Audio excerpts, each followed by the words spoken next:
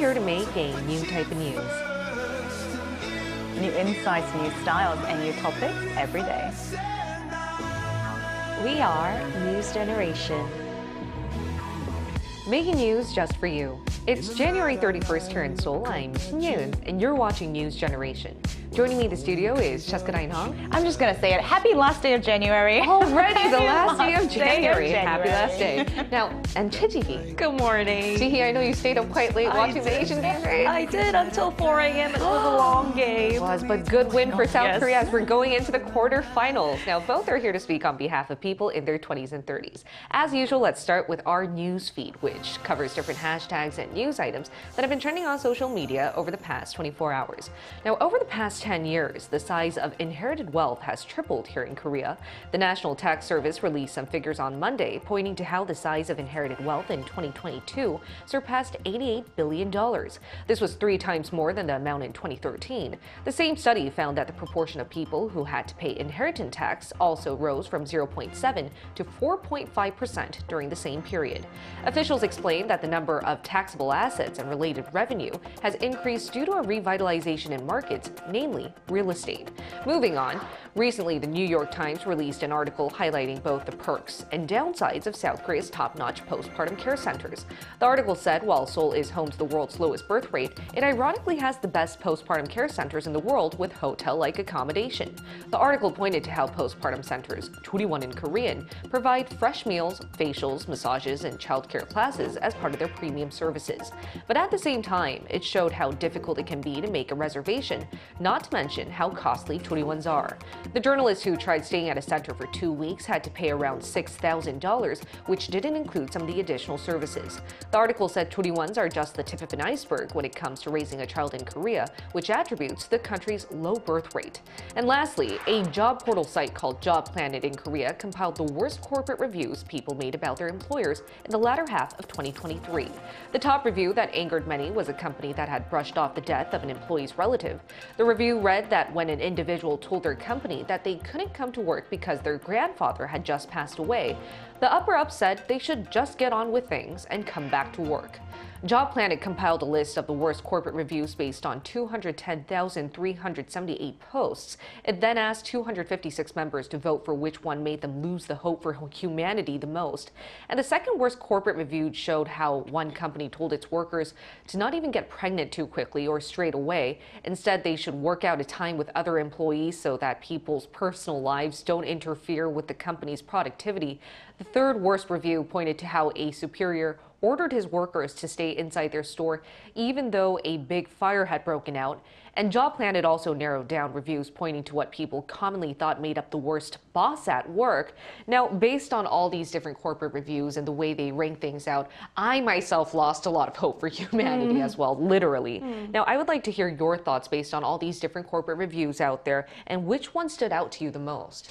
Well, it's just absolutely ridiculous for the companies to say such things that you just mentioned and suggesting their employees to get pregnant not too quickly or not right away are the most ridiculous comments that I've ever heard from a company, really, because pregnancy is a natural occurrence and you can't really control it with certainty, right? It's a very private matter too. It's a private matter too, and companies should in fact respect their individual employees and make sure that they prioritize fostering a working environment that their employees want to work in. I mean, I do understand that for companies, productivity and creation of profit are very important goals. However, they shouldn't take precedence over their people because people come first. They're not machines. Exactly. That's exactly the point I was going to make, because we're not a society comprised of AI and robots. It's all based on human beings. We all have personal lives and matters in hand. Of course, professionalism is needed, but to the extent where we respect the dignity of each human being. What were your thoughts on this story and any corporate review that stood out to you the most? I mean, all of them were quite ludicrous, so I wouldn't want to go through all of them. However, I may not know the exact context of why it was spoken to someone or how it was delivered, because we only get one side of the story, right? However, even the comments that we get to see, I think in some issues you do really have to be a little bit more sensitive, as we talked about when it comes to pregnancy issues or passing of someone. It can affect people very differently when it comes to how we receive some of the comments. So I do hope that as an employer, they practice more empathy and compassion when it comes to, saying something to the people around them. Yeah. And some might call me idealistic, but I think once you respect each individual worker's dignity and personal life and make them feel like they're a valuable asset to the team, naturally productivity would be boosted. And hopefully we'll see such measures come forth. In the meantime, let's switch gears to our main discussion topic of the day now. Earlier this month, we heard that a man in his 50s killed his own father who was suffering from dementia. Though tragic, this was just one of the many incidents capturing how poorly managed senior care can push an individual to the most extreme choices. My AI voice secretary will bring you more details. Taking care of your sick, elderly parents may come naturally to you given that we're living in an aging society. It also seems like common sense that you're responsible for your parents once they can no longer take care of you. But it's easier said than done. That's why we often hear news stories on how kids of elderly, sick seniors kill their parents. That happened earlier this month in Daegu City here in Korea. A man in his 50s had quit his job to take care of his 80-year-old father suffering with dementia. After 8 years of solely being responsible, he took his father's life, then ended his own. From the years 2006 to 2018, we've seen 213 homicide cases related to senior caregiving. In other words, 1.4 people die per month after taking care of an aging parent or relative. The more quickly society ages, it appears as though we're seeing more senior-related crimes, namely homicide by their caregivers. The reason why we're delving into this topic on NewsGen is because we're seeing the age of caregivers come down, and we call them young carers, a young person who cares for either a parent, partner, or family member with any type of physical or mental illness without a fixed allowance or pay. And recently, we've seen a case where a 22-year-old young carer left his father suffering from stroke alone, which led to death. Now, Cheska, tell us a bit more about this incident and what the young carer situation is like in South Korea at the moment. Sure. As you mentioned, just 2 years ago, a 22-year-old young man left his father with a stroke to die as he could no longer support and care for a sick father alone. Now, while this is a tragedy and qualified as murder in court, both in the first instance and second instance, the court did acknowledge the destitute situation of the young caregiver as he was unable to afford his food or even pay for his electricity bill, and so did the Supreme Court. Now, more cases as such are now coming into the light as we move from South Korea's more of a Confucius duty of caring for the elders to understanding the devastating and desperate situations many young caregivers are in as they try to support their sick family members alone or without sort of financial support from anyone. And let's shed light more onto the young carer situation, Chi-hee. Right. So young carers, they often find themselves in this unique position of being the only ones left in the family who can take care of the health needs of the remaining family members. And this comes often after a family breakup, such as a divorce or bereavement. And these young caregivers, they typically provide care for their family members with illnesses, including disabilities and chronic illnesses as well. And the thing is, these young caregivers, even after their caregiving duties are done, they end up giving up on their work, or this really affects their work life as well as social life. So they often suffer because of these responsibilities that are solely on them, and their life satisfaction is significantly reduced, and this negatively impacts their overall life satisfaction as well. I think inevitably their priorities change because, as you mentioned, they have to give up on their personal life and dedicate their own personal time to either their partner or family relative, whoever it is that is suffering. And more importantly, they're not receiving any financial subsidies or allowances that can pay up for the time and effort they pour into, which points to the struggles that young carers go through on a daily basis. So why don't you walk us through on what they suffer with? Yes, Chi-hee pointed out some of the situations that these people do have to go through. So the difficulties actually range from financial all the way through mental health. And for more accurate numbers, let's take a look at the screen. Now, this was a survey done last year by Seoul City, and as you can see, the categories range from financial to family relationships to actual caregiving itself and mental health. Now, one thing that did catch my attention when I looked at this graph was that if you look at the responses for the following 4 answers, they all rank very similarly, meaning all these 4 issues carry equal weight and severity when it comes to young caregivers. And all these issues are happening and affecting the young caregivers simultaneously, and it definitely needs to be addressed by the government because, as we mentioned, the quality of the care and the quantity of attention that can be spent on the patient depends heavily on the condition of the caregivers themselves. It affects everyone, which is why young carers, they also require care as well. Absolutely. What about you, Ji? Could you add on to the struggles that young carers go through on a daily basis? Well, in Korea, the issue of young caregivers has only received attention very recently. And however, the thing is, the problem doesn't end, like I said, after the caregiving is done, because young adults who haven't yet established themselves in society, they end up giving up on their work or educational opportunities. Right. So they find it really hard to create a future for themselves. So it's really not an individual problem, but a social system should be put in place to support these people because it's affecting how they're going to live their life after the caregiving responsibility is done. Right. So the young carer becomes their full-time job, basically. Now, this isn't just confined to South Korea, though South Korea is now shedding light onto this issue with more societal incidents popping up. We've been seeing the problem of young carers and their daily struggles happen around the world, which is exactly why we asked our viewers if their country is seeing more young carers these days. If so, what types of troubles they seem to be going through. Take a look at the screen to find out what 3 of them had to share with us. Let's start with Leon. Leon said, I think young carers need both practical support like financial assistance and also emotional support like mentoring or being in peer support groups.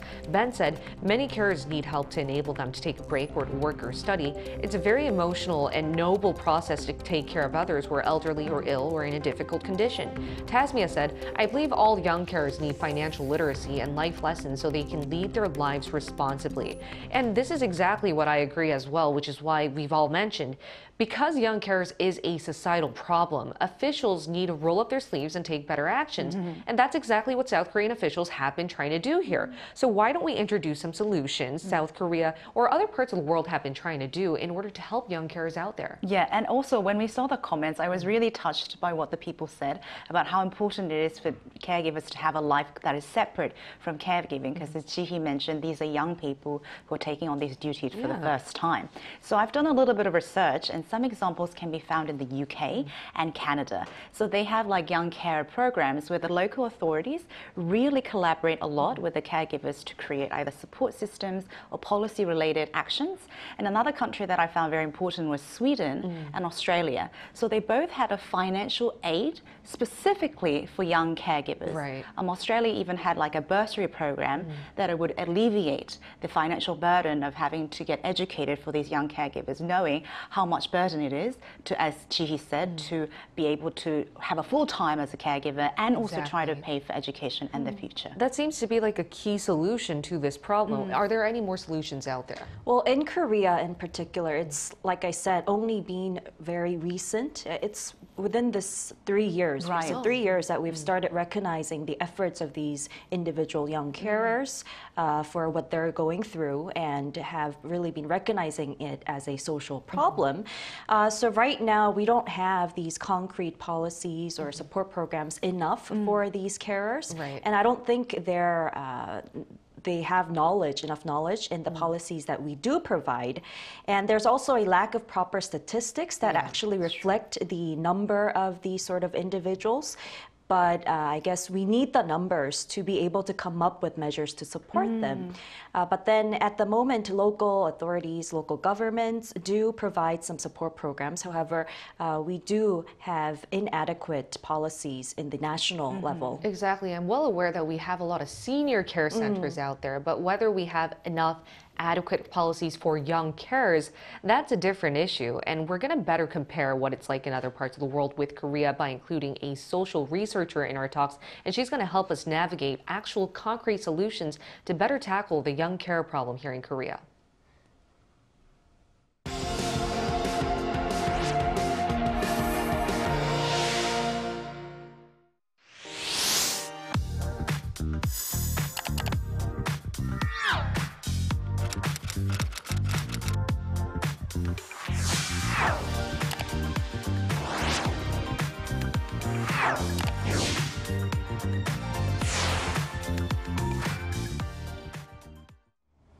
We're now going to turn to Pick Jisun, a social researcher at the University of St. Andrews. Jisun will give us a clear comparison as to what type of concerns young carers around the world are going through and how different governments are trying to solve them. Welcome, Jisun. Thank you so much for having me today. All right, Jisun. So as Chi-hee mentioned, it's only been recent since we've been paying attention to the young carer population in Korea, but it has been a common issue around the world. So first, walk us through what the young carer population is like in other parts of the world, and is it a growing problem in other aging societies as well? So globally, the young carer population is different, and it is considered as a growing issue in several parts of the world. However, the burden of care can be different depending on the support infrastructure of the country. In many high-income countries with aging populations, such as Korea and the UK, there is an increase in the number of young carers. This is mainly because of the aging demographic and the rising prevalence of chronic illness, which require long-term care. In some low-income countries, young carers may be even more prevalent because of limited access to formal care services and the absence of proper healthcare infrastructure. And could you give us an example of the types of support system that is offered to these young caregivers in other parts of the world? And what do you think is their most urgent need, in your opinion? Yeah, so the needs of all the young carers are so unique and different, and there are different ways of addressing them. It could be financial aid, like you mentioned. It could be physical care or psychological support. In general, it is actually more convenient for the government to offer financial support because they don't have to dig deep into what each person needs. So in Scotland and South Korea, for example, they have either started or are planning to start giving money every year to young carers. Even though it's more straightforward and offers more flexibility for young carers to utilize the money, it doesn't mean it's better. Because these financial support schemes do not really solve the fundamental challenges that young carers face throughout their lives. They require continuous life cycle support to navigate the complexities of caregiving responsibilities. So like you said, the financial supports that are provided by some countries are not enough because they don't solve the fundamental issues, right? So to elaborate, what do you think as individuals and as a society as a whole can we do to alleviate the burdens of these young carers then? So, okay, I'm really passionate about this, and I hope everyone feels the same way. So I believe dependents who are being cared for absolutely deserve our support. Take the elderly people, for example. They've given so much to our societies for such a long time, and now it's our time to give back. Young carers are taking on this responsibility for us. So there are 2 points I want to make. Firstly, we really need to get a grip on understanding what they're going through and show them some compassion.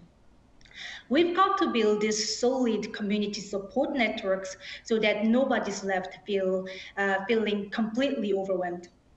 The second part is about the workplace. Employers can totally make a difference here by getting on board with flexible work policies. It could be flexible hours or remote work support.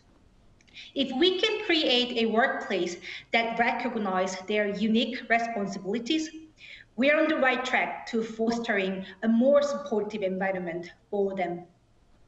I see. As you mentioned, Jisun, I think compassion is key because this isn't something that it's not a distant topic. It can happen to anyone. It can happen to people, even myself. So I think companies, society officials should always keep in hand that compassion is key when trying to help young carers out there. Thank you so much. It was a pleasure talking to you today. Thank you, Jisun. Thank you so much for today.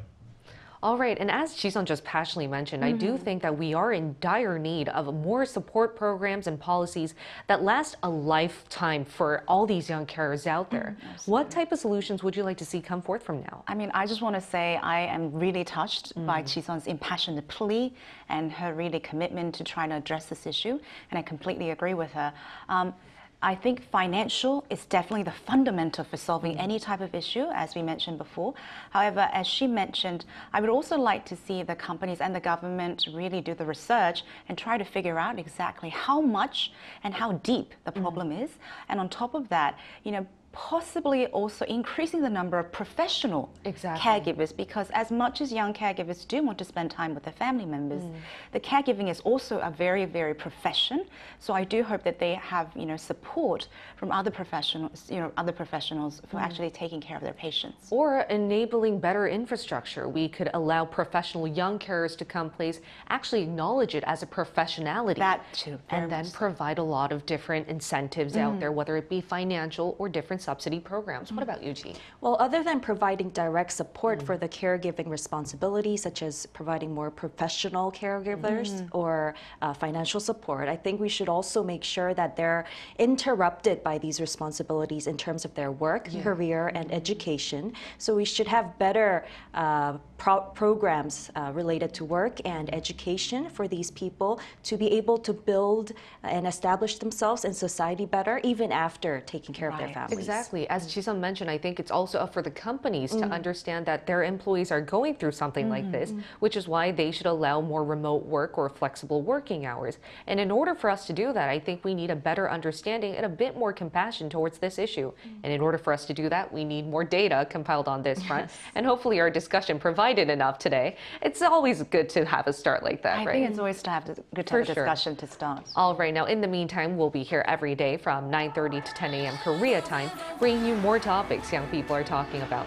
Special thanks to Cheska Dain-hong. Pleasure's always mine. Thank you. And Chiji. Thank you. All right. Thank you everyone for watching. We'll see you tomorrow. We are News Generation.